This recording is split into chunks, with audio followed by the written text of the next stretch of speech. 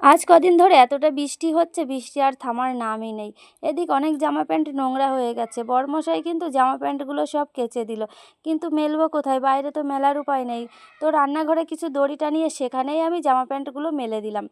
তারপরে দেখো চলে গিয়েছিলাম ডাক্তারের কাছে। ডাক্তারের কাছে যাওয়ার পরে ডাক্তার যে ওষুধগুলো দিয়েছিল বা রিপোর্টের যে কাগজপাতিগুলো, সবই ছিল আমার এলোমেলো হয়ে।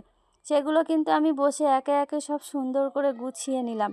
গুছিয়ে পুরো ব্যাগের মধ্যে ভরে নিলাম। আর এমনিও আমার এলোমেলো জিনিস অতটাও পছন্দ হয় না।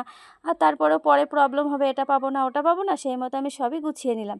তারপরে দেখো ফাইনালি কিন্তু আমি আমার খাটটাকেও সুন্দর করে গুছিয়ে নিয়েছি, যেহেতু এখানেই আমার সারাটা দিন ধরেই থাকা হয়। তারপরে বরমশাই আমার জন্য একটু ড্রাগন ফল নিয়ে চলে এসেছিলো। সেই ফলটাই বরমশাই কিন্তু আমাকে কেটে দিল। আর ড্রাগন ফল খেতে কিন্তু সত্যি আমার তো অনেকটাই সুন্দর লাগে। কার কেমন লাগে কি জানি, তোমরা জানিয়ে তো তোমাদের কেমন লাগে খেতে। এদিকে আমার জায়ের মেয়ে বলছে, বড় মা আমাকে দিতে বলো কাকাকে।